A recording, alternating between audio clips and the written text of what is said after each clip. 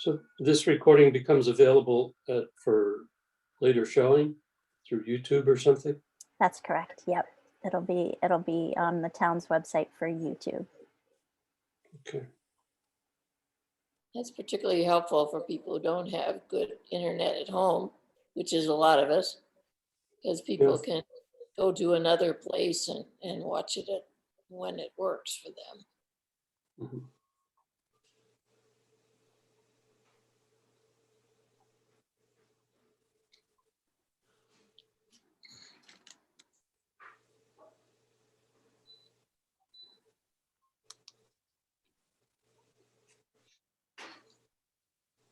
I want to welcome everybody who's joining us tonight, either in the Zoom room or on Facebook watching us live. This is the fourth broadband conversation in a series of conversations as part of the Fox Island Broadband Task Force's community broadband campaign. And the goal of this campaign is to bring information, education, and broadband ownership models, the different options for owning and operating broadband to our community. And our goal is to eventually reach community consensus on which universal broadband solution is right for Vinyl Haven. So tonight's conversation is going to look at an investor-owned model, one that is in operation on Cliff Island, which is outside of Portland, and in Lyme, New Hampshire.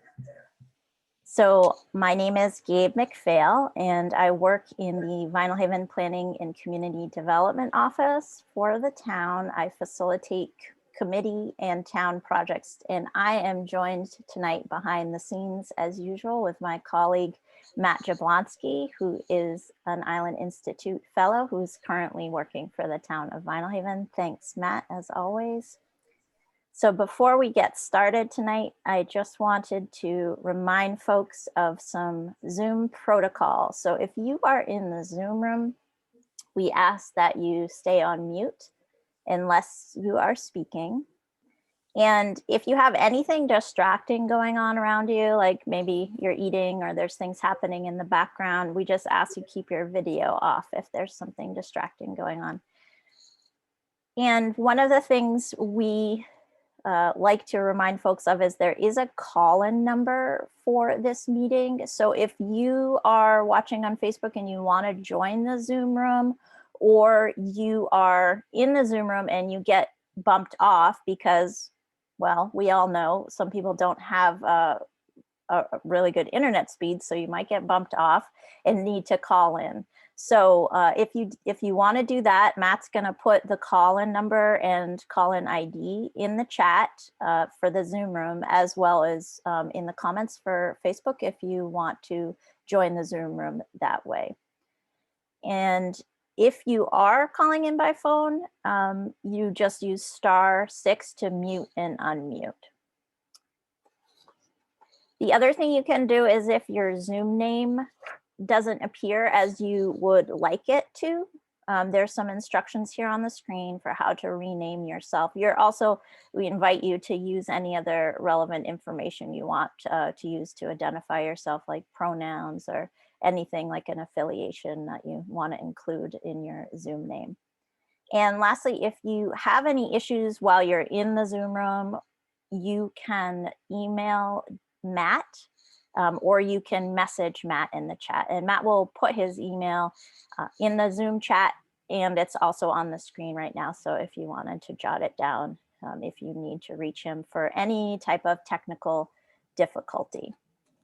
And hey Gabe, sorry to interrupt really quickly. I'm not sure if we're live on Facebook. Could you double check that? Certainly. Thanks, Matt. Thank you.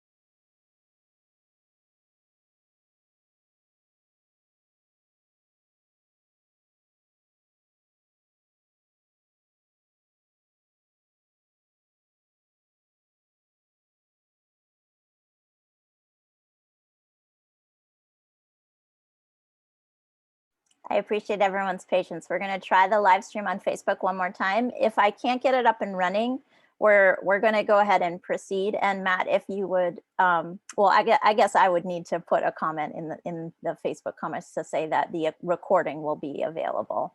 I can do that too.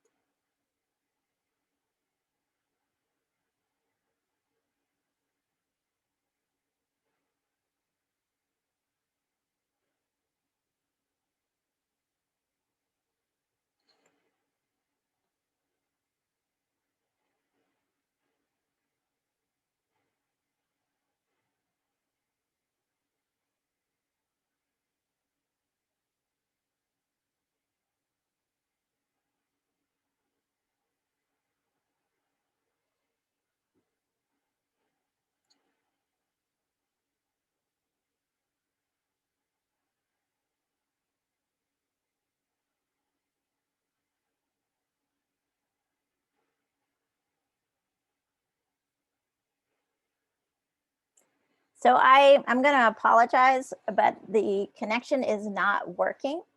So I'm going to proceed. And Matt, is it possible for you to put a comment in Facebook? Okay. And we'll go ahead and just right after this, you could say the recording will be available this evening. I'll put it up right after. Okay, so here we are back in the Zoom room, and I'll go ahead and do a screen share. Thanks so much, Matt.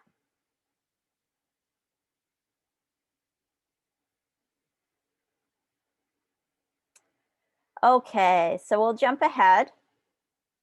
One of the last things I wanted to say was folks in the Zoom room, for you to share your questions in the chat. Anytime you have questions throughout the evening, put them in the chat. We'll collect them and we'll address them at the Q&A portion of the conversation.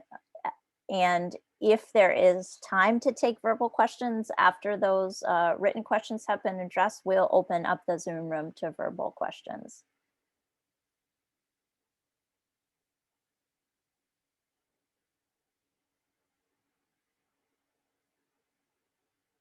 Okay, I seem to be having a little technical difficulty, so give me one moment, please, and I will try this again.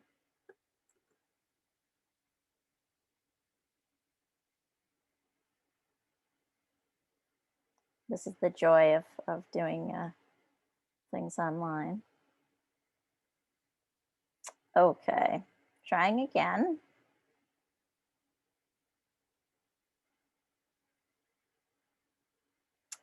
Okie dokie.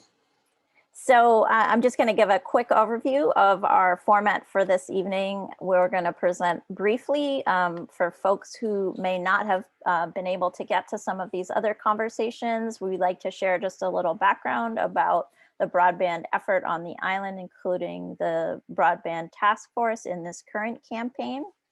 And we'll talk a little bit about some of the next steps in our broadband campaign. Then we'll move to our conversation with our guest tonight, Walt Swift. And as usual, we're going to mention the broadband speed test before we move to our Q&A. So just real quickly, a little background. So our Fox Island Broadband Task Force, which is the broadband committee for the town, was formed in 2015 after the publication of the Tilson study. And if people don't know about the Tilson study and you'd like to take a look at it, it is available on the town website under the broadband committees, on the broadband committees page. You see our the 9 members of our committee listed here, as well as our mission. So these are the goals that have been developed since the broadband committee started working. So these are the goals the broadband committee has and also the goals that were generated through the Tilson study, as well as the community survey that was recently completed, or the community survey that was completed in 2018, and the broadband report, which was recently completed.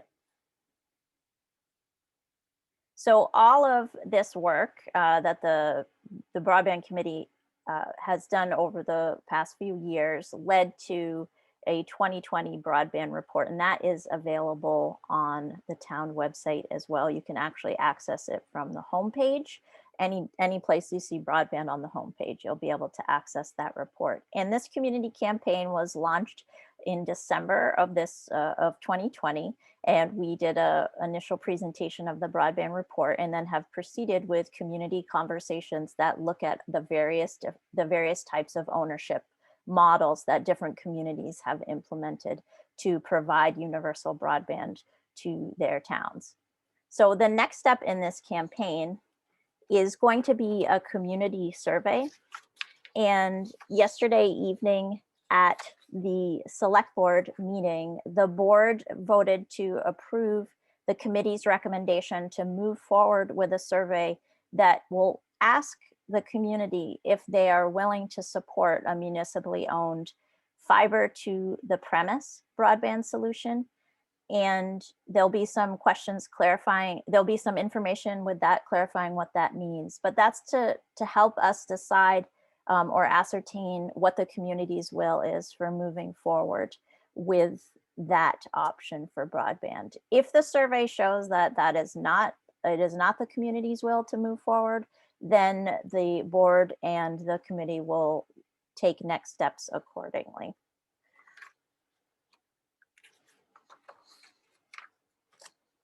So one of the last things I wanted to mention is that we are going to try not to use a lot of jargon tonight, and I see FTTP, which is fiber to the premise, is on the screen right now. But in order to help you with that, Janann has put together a broadband glossary. And so Matt's going to share the link to that glossary in the Zoom chat. So if you hear a term or you're just curious, well, what does that mean? Feel free to access that glossary. It is also available on the town website on the Broadband Committee's page. So I'm going to go ahead and introduce our speakers.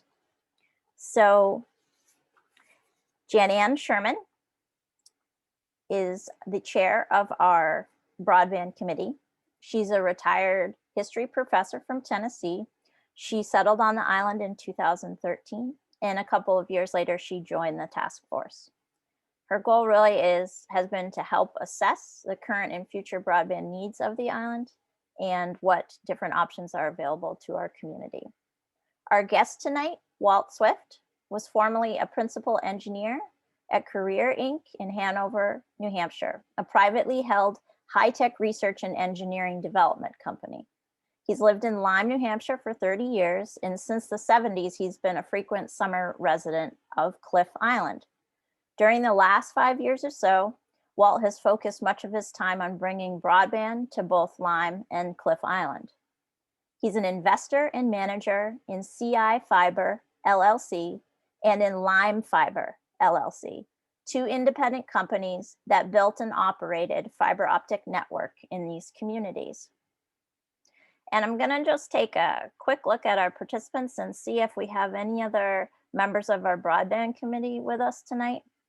I don't see anybody, but if they come on, I will let you know when we get to the Q&A portion, as well as town manager Andy Dorr if he happens to join us. So if there are questions that you would like to address to a member of the broadband committee or Andy Dorr, assuming they come on, just let us know when you post your questions in the chat.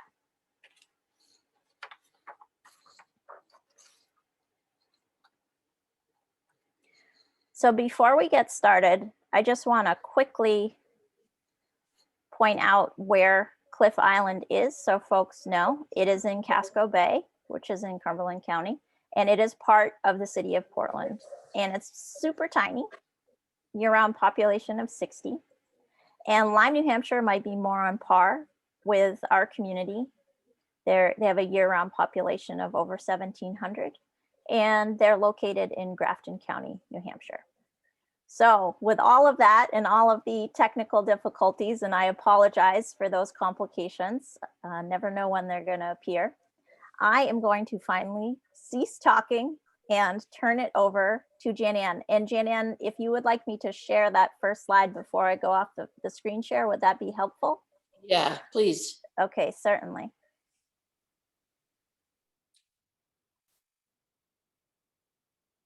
Yeah, this is a metric sheet that Walt has provided us with to compare the two projects that he has been working on. Because of the fact that Cliff Island is part of Portland and even smaller than us, I think that the Lyme, New Hampshire example is probably closer to what we're trying to do. But there's so many similarities in the way that the investor model is structured and so forth. We'll be talking about all of them, I suspect. So I guess the first question, this is, yes, can we have Walt back? I think I'm here. I don't want to look at me, you know, let's just look at Walt. This is fiber to the home, FTTH, or it's also known as fiber to the premise, FTTP. So that means that we've got fiber optics going to each one of these homes or businesses. Is that correct? Yes. And in terms of the model, I was trying to get a sense from that slide that we're not looking at anymore of the cost of the build out in Lyme. What was it roughly? In Lyme, we built the system at under $5 million. And it's difficult to assess exactly what the cost is because there was the cost of construction, and in the process of doing the construction, we picked up more subscribers and we picked up this and that. And so the cost grew from the initial estimate to the final. Yeah, they do have a way of doing that, don't they? But it grew controllably. We had an initial budget and we're pretty close to that budget, but the uncertainties are all come at the end because the people who do the building didn't necessarily bill their costs in a very timely fashion. They sort of wait until everything is done and then you get a big lump sum. But that may be unique to the particular contractor we hired, but we're doing well. I mean, it's under 5 million. It's quite a bit under 5 million. Yeah, and it's quite a large area. Yeah, 55 square miles roughly. So one of the questions I had before me is, what were your broadband goals? Was this an area that had nothing but nothing but dial-up or very slow copper-based internet, or did they have other options? We had a cluster of maybe 10 homes very close to the Hanover border, which is a higher density population town.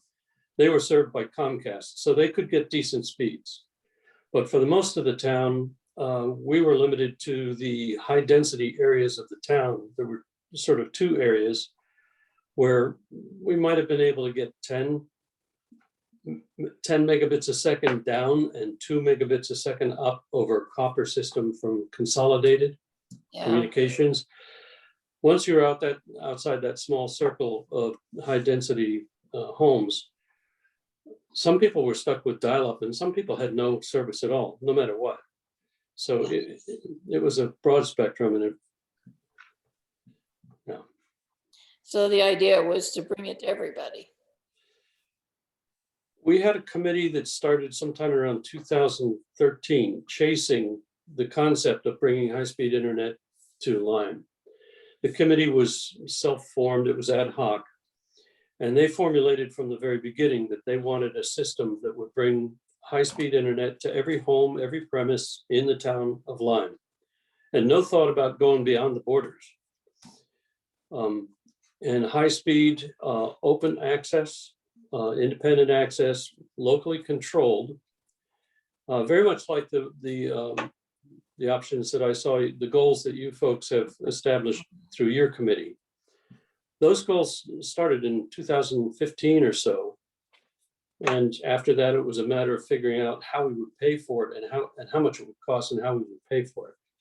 Yeah, that's exactly the way we started. We started with the goals, and then you got to figure out how to make it happen. Yes.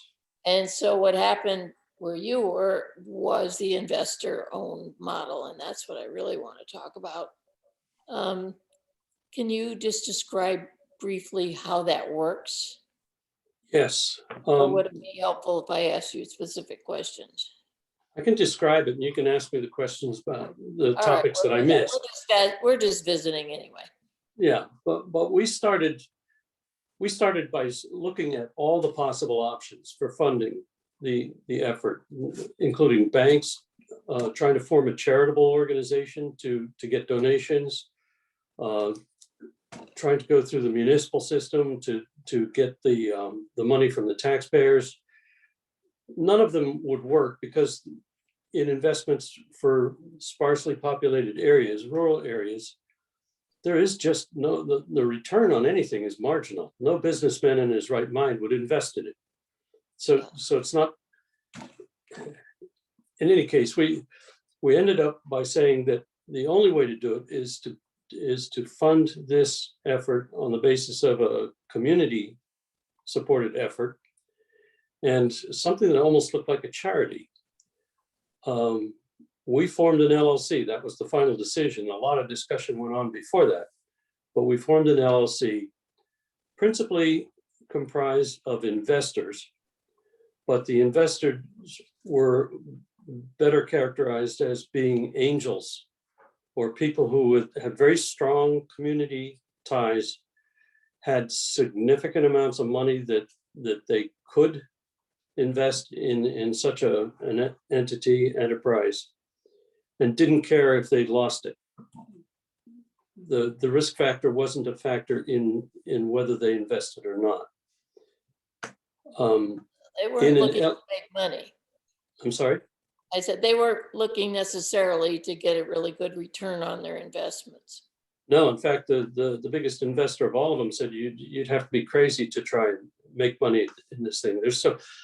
It's not worth trying to make money in this particular way because there's so many better ways to make money. He was an experienced investor who knew enough to say this is a bad deal. You should not be convincing anybody that they're going to make a lot of money on this enterprise. It's got to be for the benefit of the community. You want the community to grow. You want the community to become healthy, or in the case of like Cliff Island, even to survive. Mm-hmm. So you have to build the infrastructure, and if you can get people lined up to pay for it under agreeable terms that are consistent with the goals, you've got a really good match. So that begs a question for me, at least. Why use this structure? Why not just take charitable contributions from these folks? Since they don't expect a return on their investment, why don't they just give you the money? Some did, but you can't declare. You get the historical. One of the historical reasons for forming a 529C or whatever it is for charitable contributions.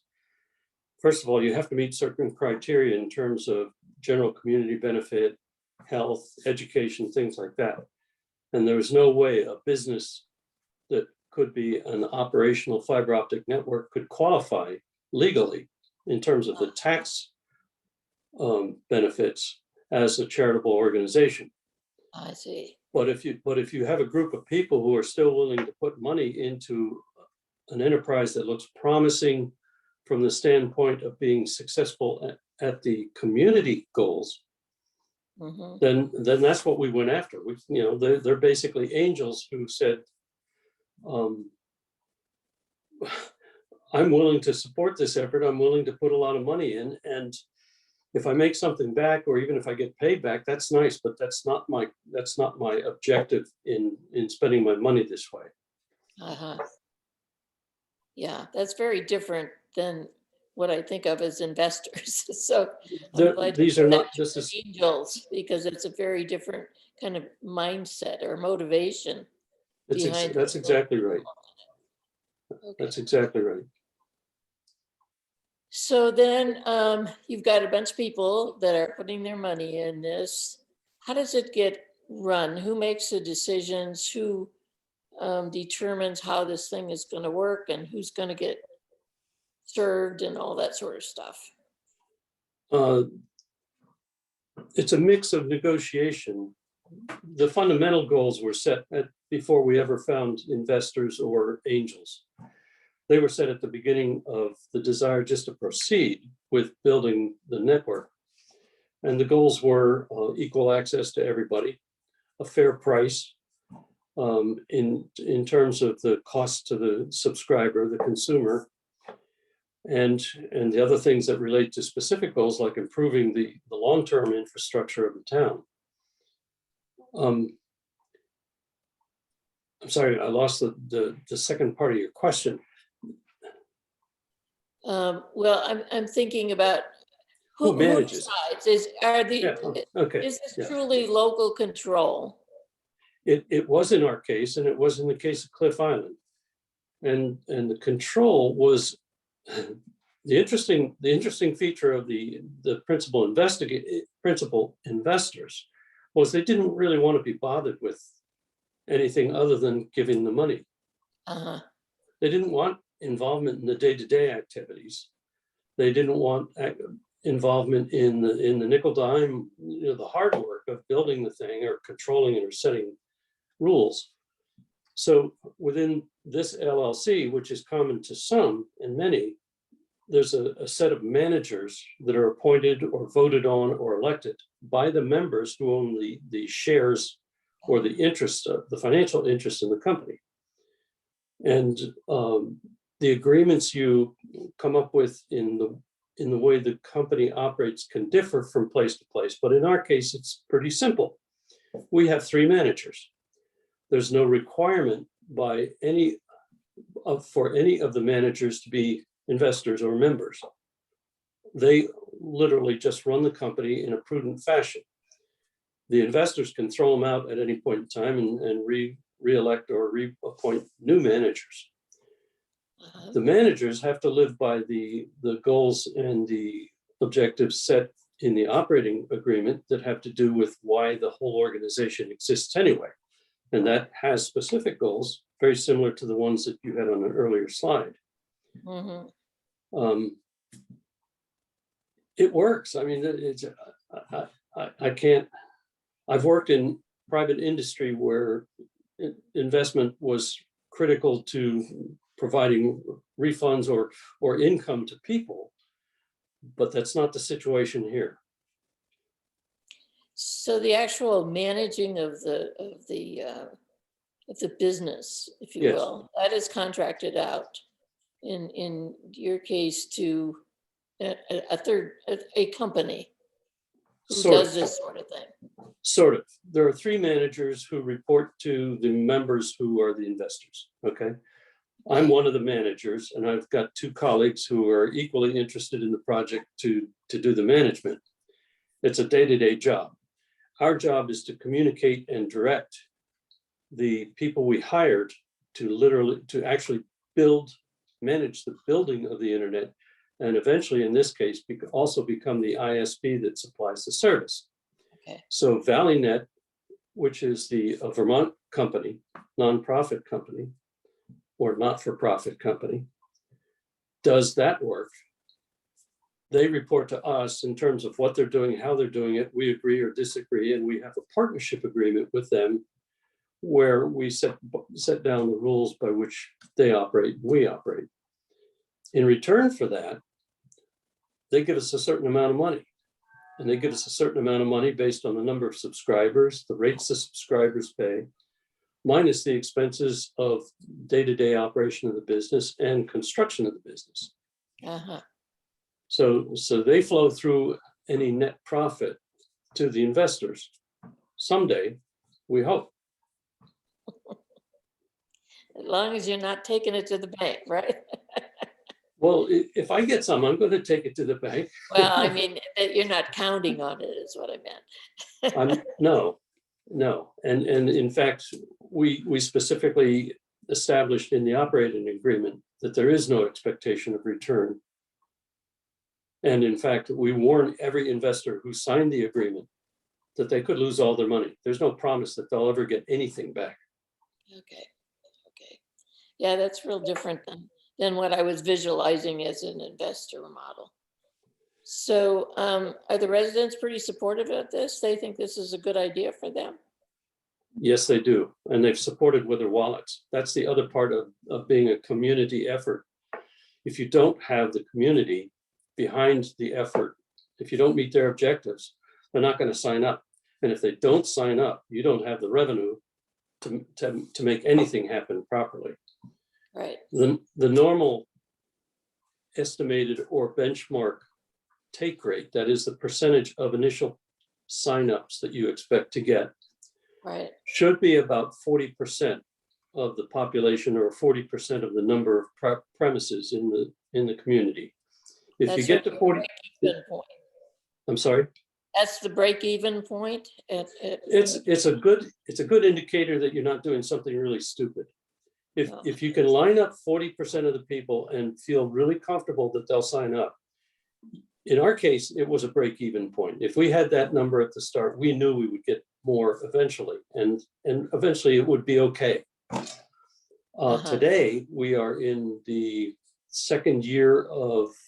first year of full operation, second year of actual adding new people.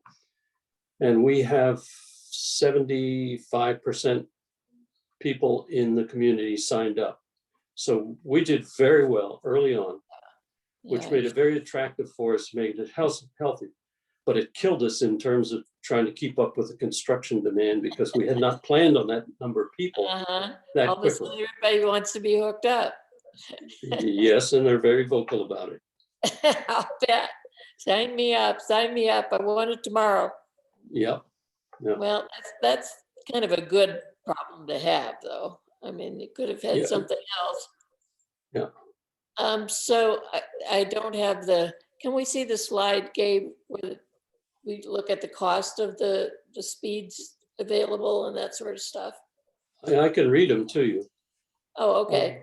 They're roughly competitive with what people were paying their consolidated bills with. And the big difference is the speeds are a lot faster. Well, of course, yeah. In the case of, look at the right-hand column, although the left-hand column isn't much different for Cliff Island. The right-hand columns for 25 symmetric service, we charge $72 a month. For 100, 104 bucks a month. And it goes up to a gigabyte on the symmetric at $164 a month. But in fact, the gigabyte is not something you ever really realize. You can only get about 800 out of a gigabyte service. Why is that? I don't know the technology. All I know is that anybody that is technically astute in this area will tell you that you don't get the full gigabyte. There's too much capacity overlap and timing issues and stuff like that. But anybody that sells you on 1 gig, expect 800 and be happy if you get it. Well, the 800 is pretty darn fast. It's fast enough that you could probably do robotic surgery online. I'll keep that in mind if I ever decide to take it up. Yeah. So it sounds like I'm looking at my questions here. How is it doing? Are the subscribers connected? There's general satisfaction. Sounds like we're ticking all those boxes. So I know you had a whole long list of advice for us contemplating this kind of model. A lot of it just has to do with doing your homework and being prepared for questions from your investors and knowing exactly what you're doing.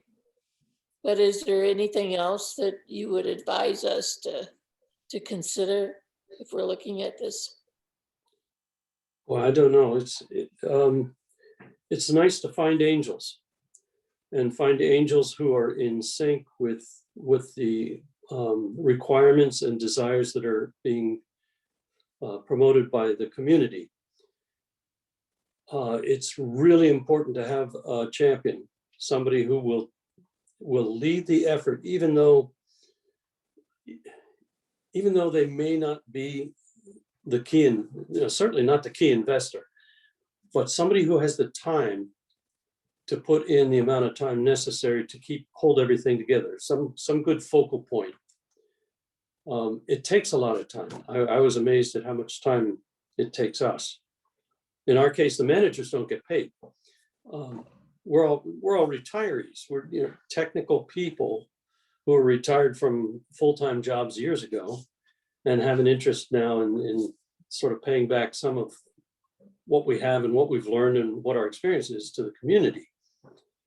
But it takes a crew of people and a broad sort of a spectrum of skills are useful to have in the committee or the management crew, because they each offer different perspectives along the way. I was going to say, how did you find these angels?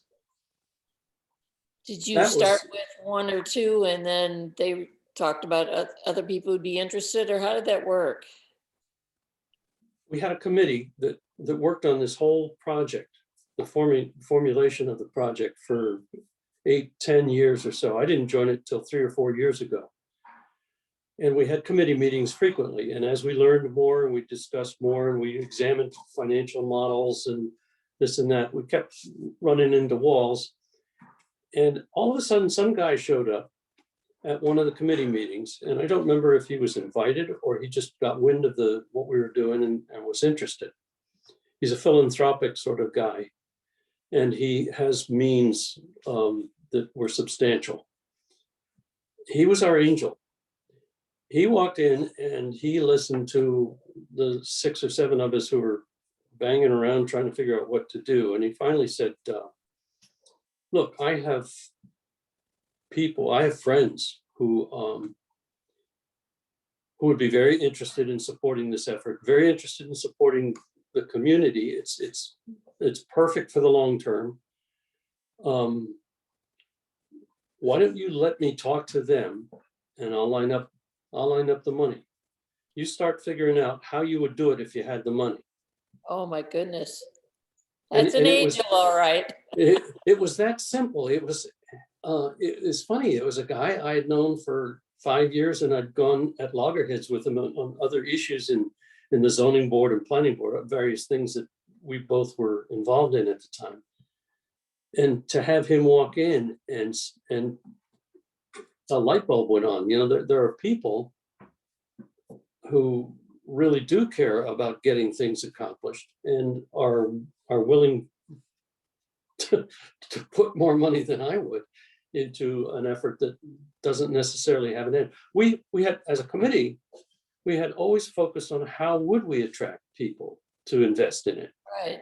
And we kept looking at the financial models, and they said, how are you going to convince somebody to spend money on this if they can only expect maybe 1% return or 2% at best?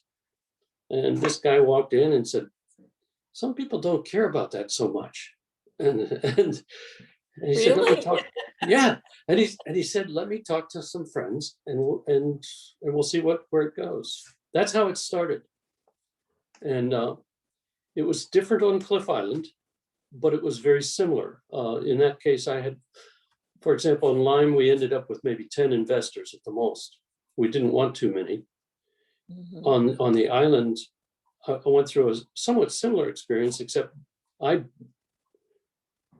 took the information I had learned at that point on the Lyme fiber exercise and went to the island because I lived out there sometimes in the summer. And there's a problem out there, similar problem. They wanted to get high-speed internet. And I said, let's try this. And all I needed was an introduction to some of the people on the island who were consistent supporters of such community-oriented enterprises, and used to donating chunks of money to charities. Well, this is better than a charity because you might get some money back. And if they were willing to donate to charities to support the island, why not do this? I was introduced to the number of people that I had to be introduced to, and we got the money within 2 months. We had it lined up and we were ready to go. It was a smaller amount of money. It was a smaller number of people had to be served. The project was simpler. But the whole idea is the same. Yeah.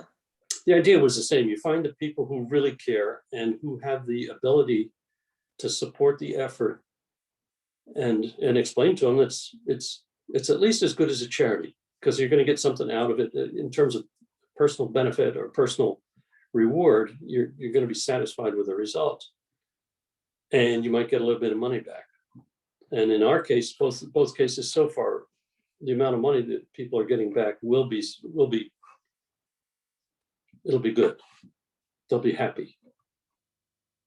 They won't get rich on it, but they'll be happy. Yeah. Well, it's given us a lot to chew on, a lot to think about. I want to leave some time though for other people to ask questions that maybe I didn't think about or get into more detail on something. So I'm going to turn it back over to Gabe and we can take a look at the chat room. And I thank you so much, Walt, for talking to me about all this stuff. Sure, glad to do it. Have we got any questions in the chat? Yeah, we sure do. We sure do. Thank you, both of you. Thank you so much, Walt, and thank you, Janann. So as usual, this is what I usually do at this time, right after we have our conversation, is I'm going to do a quick share about the Maine Broadband Coalition speed test. And forgive me, folks, if this is redundant for you, if you've been on these in these forums before. And for those of you who are new, hopefully it will be some information that will encourage you to take the broadband speed test. So I'm going to do another quick screen share and take up a couple minutes to talk about the speed test before we go to our Q&A. So the Maine Broadband Coalition speed test project is to map actual internet speeds across the state of Maine. And this is the actual speeds that you're getting versus the speeds that are reported that you're able to get. So this map is going to be able to show us in reality what the state looks like in terms of who has broadband, who doesn't have broadband, and the degree to which what speeds folks have. And I don't know if anyone who was on the first call or the first conversation we had, but Kendra Jo Grindle of the Island Institute showed us the map that is part of this project, and some of the bright blue dots, which meant folks were getting super high speeds. I think it was over 500,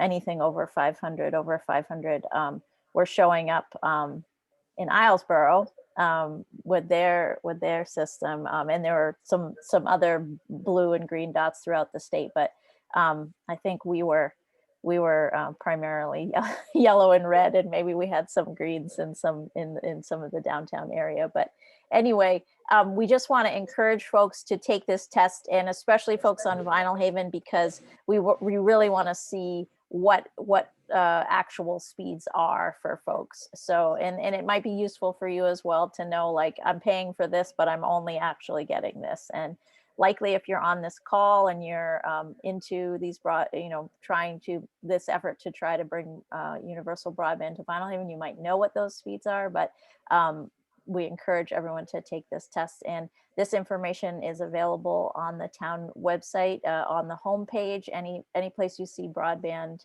on the town website, you'll be able to access this link. And Matt has put the link in the chat for the speed test, and we'll also put it in the Zoom comments.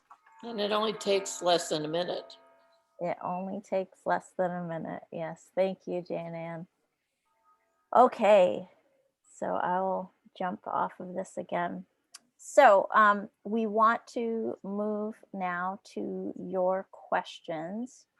So I'm gonna just go back and see where we're at.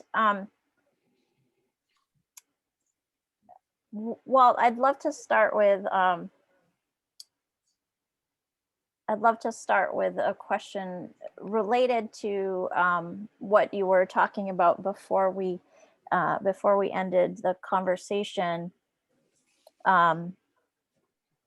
which something when you and Janann and I met earlier this week, we talked a little bit about the process that you went through with Cliff Island and talking with their sustainability committee. And in our conversation with Islesboro, Roger Heinen mentioned that they had looked at an investor model for Vinyl Haven, but the community felt that ultimately it would still be putting control into the hands of a few people and not not actually be local control by the municipality. And I was hoping that you could address maybe through the example of how you worked with the Cliff Island sustainability, that there was a way that you were able to actually take the community's goals and address them and ensure folks, I mean, you talked about it a little bit tonight with the operating agreement, but could you talk a little bit about that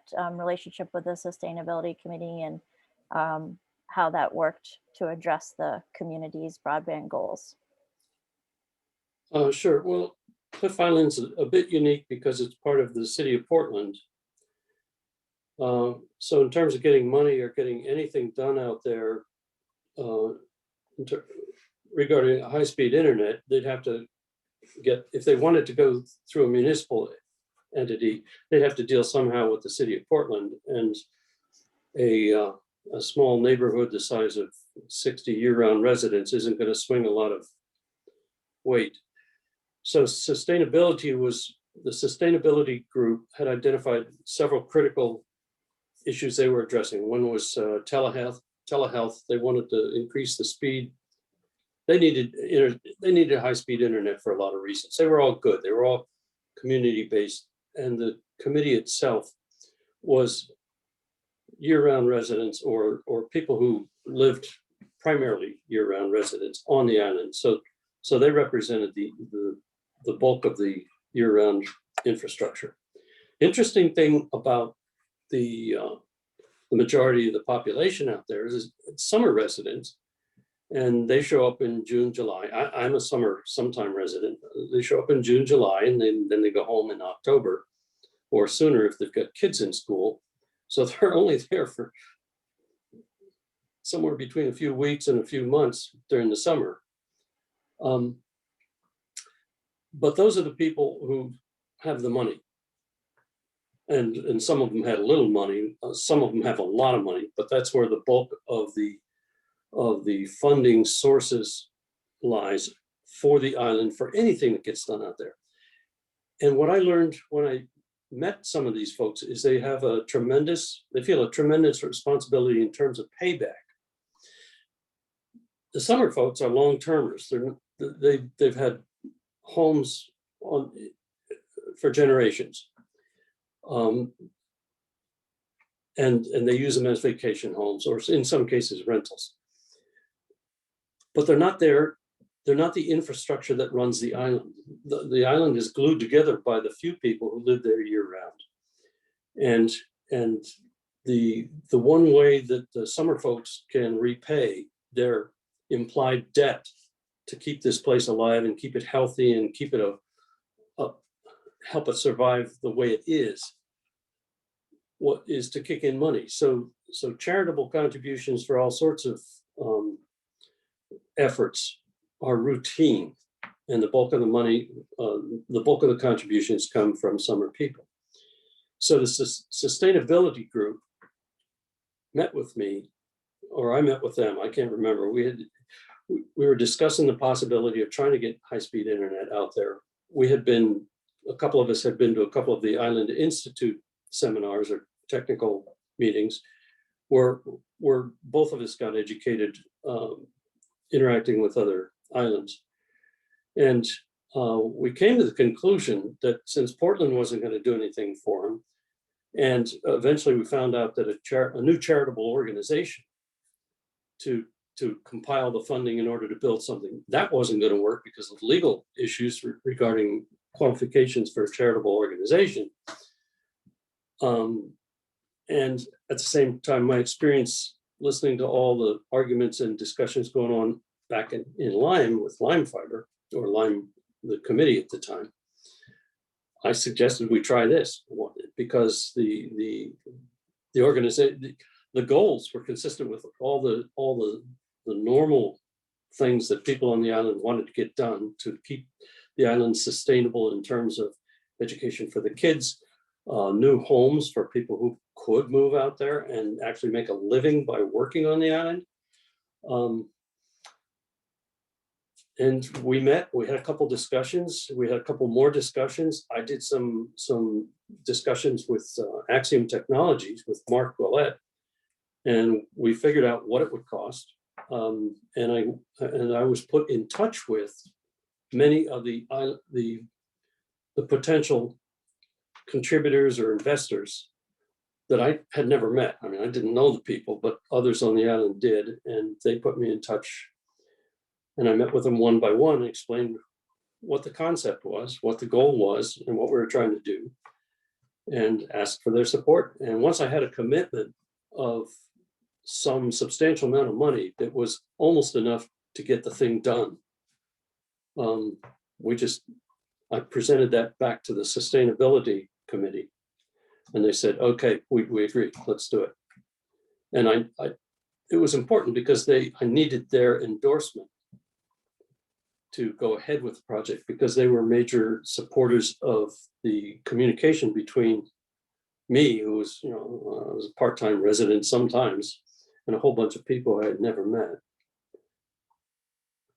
I think that answers your question, but yeah, it does.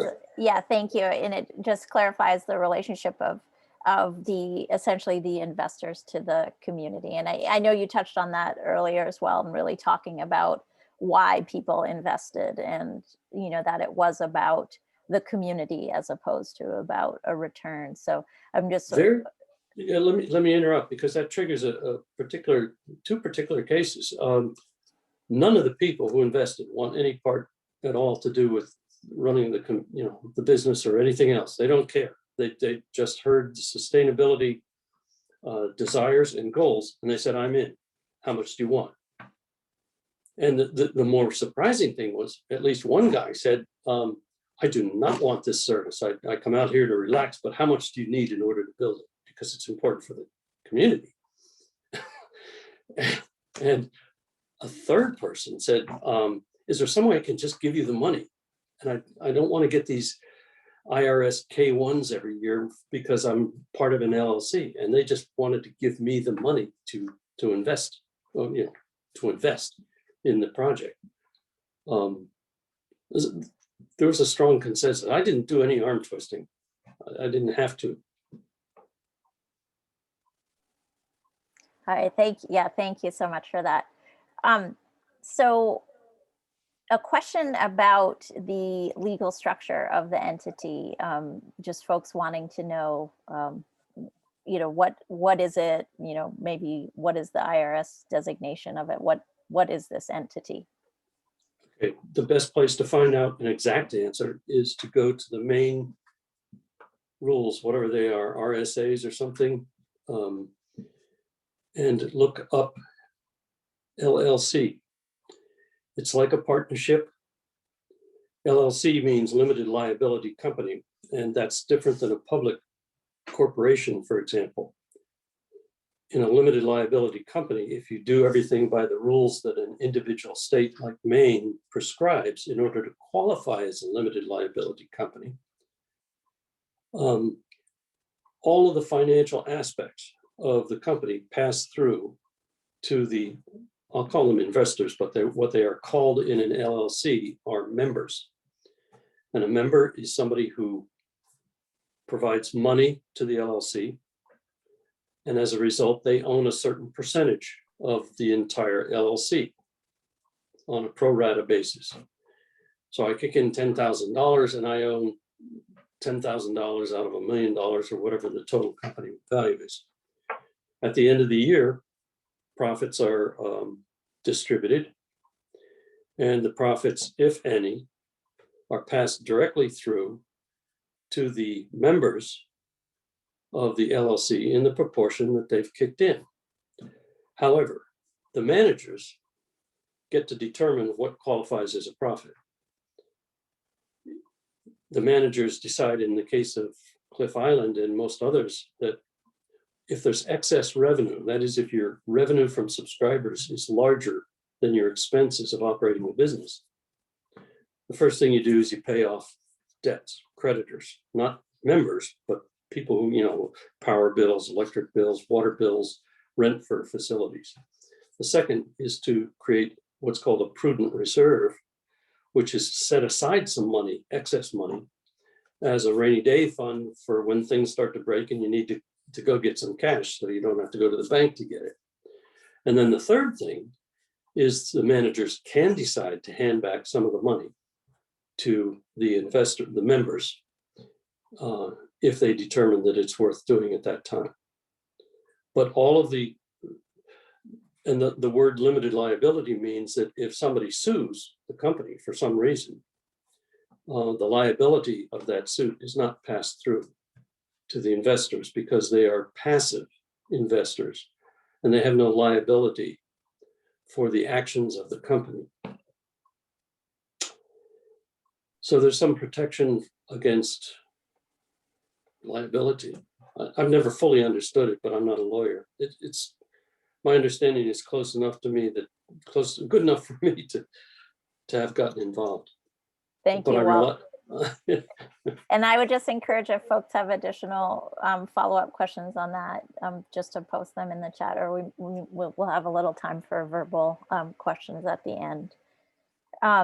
So this is a question, sort of, it's kind of a two-part, sort of part for us and sort of just a question for around Lyme fiber.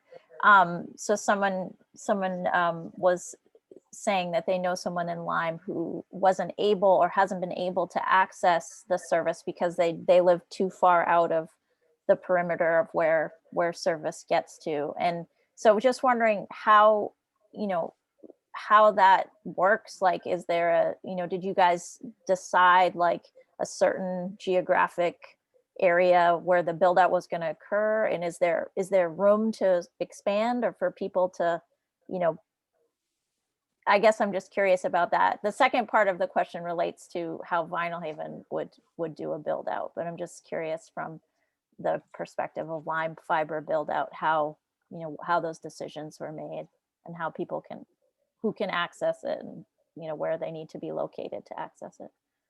Right now, anyone who's within the Lyme town border will have access to the Lyme fiber service.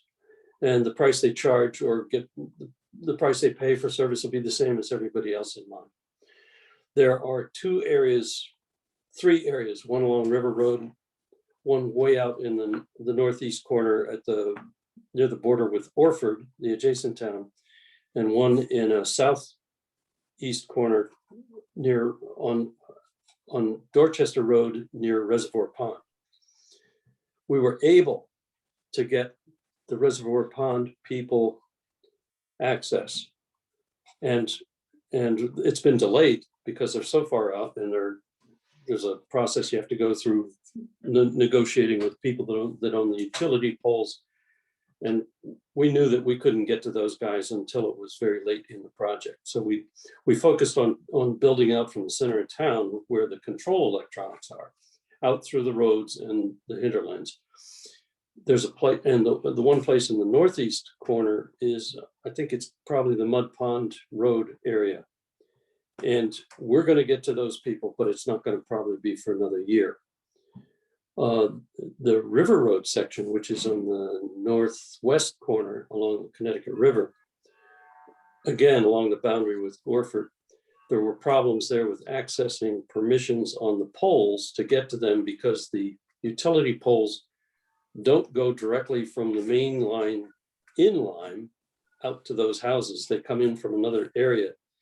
And that's going to take a little time to get the negotiations with the utility company completed. So they will all have service. It's just not as fast as the bulk of the people who we could get to. That makes sense. And it's, oh, sorry, go ahead. No, I think that was it. I can't answer the question about vinyl. Yeah.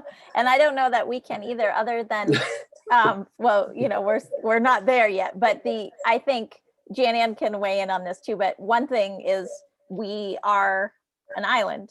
So you know, the poles that are on the island are the poles that are on the island, and the pole licensing process will be with, you know, with the owners of the poles, which are Fox Island and CCI.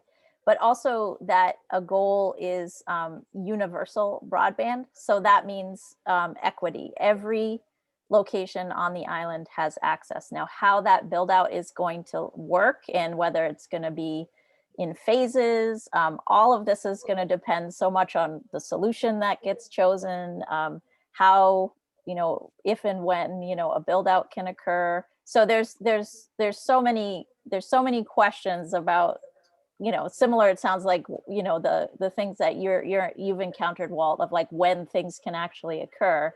We're so far from there at this point, but just to know that the committee and the town have a goal of universal access. And so that means wherever you are, you will have a connection. So Janann, do you want to expound on that at all? Just like to say, we've got boundaries that are pretty set. So we know how far it's going to go out of town, or it's not going to go off the island, but it's going to cover the whole island. It's just that some areas are inevitably going to take a little longer to get hooked up and so forth. That's kind of the nature of any kind of build out, but we are absolutely committed to everybody having the same service at the same price anywhere on the island. And so that's important. It's important. It was a goal in both of the projects I was involved in, and we stuck with it. Yeah. So, and I guess, you know, I want to just be clear with, you know, folks who are joining us and folks who may watch this later is, you know, nothing that Vinyl Haven is doing or has done is a done deal. So what this is an exploratory process still, and we're you know, we're working to find a solution that is going to work for the community, and that the solution we're looking for is the right ownership model. And so the ownership model will also essentially might dictate what happens with the build out, or there's just a lot of factors. But just know from the perspective of the committee, what the committee is committed to and what the committee has recommended to the select board is universal access. So hopefully that's clear. Do you have time for one comment? Yes, indeed. Okay, two comments on what you just said. I sent you a link to Valley News or ValleyNet article about ValleyNet, who did the big build out in Vermont.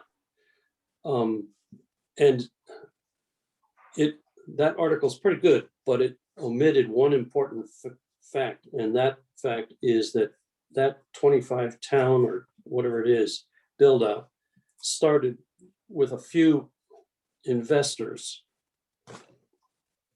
who decided to fund the initial effort in a single town to get it going. Or it was a consortium of 4 towns they lined up, and they basically built it out, and eventually it evolved into a consortium of 25 towns that own and operate the network. They pay somebody, ValleyNet, to do the operations, but they own it.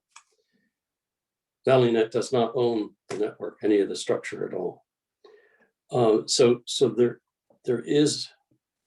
there's always, in the case of Lyme, although I don't know of anybody in our business or in our town talking about it, there's nothing that has prevented thinking about the possibility of our LLC in Lyme selling the entire network to the town at some point if people wanted it. So far they haven't, and that's worked well because we could move a bit faster than the town might have moved in the front end of building the network. But once it's up and running, I mean, we're not going to be doing anything except, you know, collecting nickels and dimes here and there. And if it were advantageous to the town to take over that role, there's no reason that it couldn't happen. So what I mean is one approach doesn't preclude a second approach or a change somewhere downstream. The flexibility is totally open. I can't hear you. Yeah, like, I should know by now, right? Unmute the quote of 2020. You're muted. I'm gonna, for the folks joining us, I'm just gonna put a link into the chat to the ValleyNet article or the article about that mentions ValleyNet. I'll just put that in there so people have a reference. So that's in the chat. Yeah. But just to say that, you know, if for some reason, I wish I had a crystal ball. I don't have a crystal ball, but if, you know, for instance, one of the options we looked at was a public-private partnership, and we looked at what Long Island is doing with CCI. Now, they have a contract with CCI, but it puts a lot of the control in the hands of CCI. So that would be, you know, once that is in place, there are certain things that really can't happen. So just, Right. you know, there are models that don't allow for a lot of change or flexibility. Right, and that was a model that we talked about within Lyme and rejected it immediately.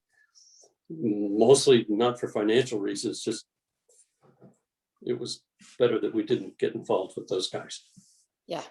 And I think, you know, certainly for the broadband committee, their recommendation to the select board to at least explore the option where they felt that the town had the control was to look at a municipally owned model, you know, because of the fact that, you know, partnering with an incumbent would cede control. So it didn't, just like what you said, Walt, it didn't align with the committee's goals, or it doesn't align with the committee's goals.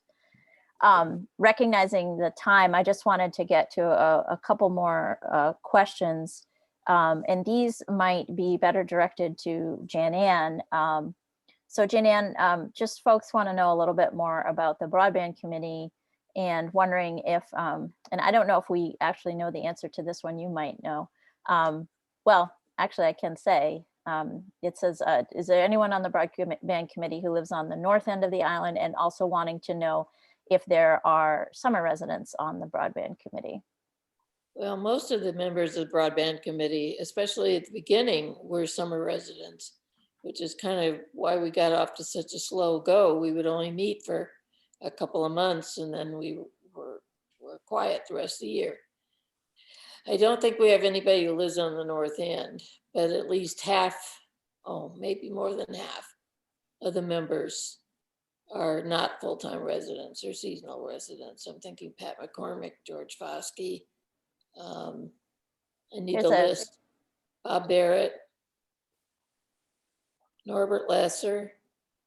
Yeah, these are all summer people. You're probably the person that comes closest to being on the north end of the island. Yeah. You're certainly in the unserved area. I'm the unserved area. You're in the unserved area. Yeah. Everyone that's analogous to the north end. That's me. Yep. So just one other question regarding the survey. And this was sort of coming out of the select board meeting yesterday evening. And I guess I just wanted to address this. The question was, will the survey go to all taxpayers? Will the survey go to, let's see, only to year-round residents? So the question about who the survey is going to go to, and Janann, you can jump in on this, of course, but and forgive me, my dog is in the background. I'm doing some digging on the couch, that all important digging. So this survey, just so folks know, the survey that the committee will be launching in March, it will go to everybody. Everybody on the island, everybody, you know, who is, we're going to be mailing it to everyone who owns property, because that's the email, that's the, that is the mailing list that the town has. We will be posting it everywhere. It will be accessible on the town website. We will also be doing a series of phone calls to island folks on the island. So we will be trying to collect information to understand who is answering the survey. So in terms of if you are a property owner, if you're a registered voter on Vinyl Haven, because ultimately the question is about, would you support this, and the would you support this option for municipally owned broadband? It's going to be, you know, it's great if everyone supports it, but if people who are voting are not supporting it, then it doesn't really do us much good, because that it would come before the vote at town meeting. So Janann, does that kind of clarify? Yeah, that kind of clarifies it. We do want as much participation as possible. I mean, I think the Board of Selectmen has made it really clear that we better have a lot of people, and from a broad spectrum of everybody on the island. So we will probably be manning phones to try to get folks who don't answer. So if you don't want to be hounded, fill it out. It'll be short, it'll be to the point, and it's very, very important. And to that point, we will be hoping to launch it at in very early March. And so for folks just to keep their eyes and ears out, and keep a lookout for that survey. And I was just trying to do an initial calculation, but with what Walt said, if 40% of premises were a good initial take rate, and we have 103 that we're looking at on the island, that's over 400 positive responses to ensure that we had that 40% take rate. So that just gives you an example of how active we need to be in getting the word out for this survey. So I'm just mindful of time, and I want to just give anybody a second, let folks in the chat or joining us in the Zoom room, any final questions for folks before we call it a night? And so yeah, just a quick response to some questions that are some comments coming up in the chat regarding the survey. We will be accompanying the survey with a 2-pager that will provide a succinct synopsis of what has occurred in this broadband campaign as well as prior, and it will provide people with the information of the decision of why the broadband committee is asking the question about a municipally owned network, and the reasoning of the different models that were looked at to get to this, to get to that conclusion. So we'll make sure to not just send out a survey without any background information. So we'll do our jobs, rest assured. And just a comment about voted on. So oh yeah, Ellen has a comment in the chat about things being voted on by the entire community. The question about if it was connected to if it was part of Fox Island Electric Cooperative, but we've answered the question that at this time Fox Island Electric Cooperative is not in a position to do any type of partnership or cooperative or collaborative project with the town. So just so that is known. Okay, so if there's anything else, if anyone wants to jump off of mute real quick to insert a last question or comment. give a second for that. And I'm going to thank Walt. Walt, thank you so much for joining us tonight. Before we depart, I want to quickly put up on the screen your contact as well as contact information for Janann and myself in case folks want to connect with you. Your email is up on the screen, and Janann's is there as well as mine. And if you have any questions, thoughts, concerns, there's a great questions and info or feedback input on the survey. That's great. We'd love to hear what you have to say. Thank you for all the comments around investing and investors and looking for angels. We appreciate that from all of you too and joining us. So I'll stop this share. And We just I'll use angels. we could all use angels. We could all use angels. So thank you everybody for joining us tonight. And thank you again, Walt and Janann. And we wish you all a good night. Good night.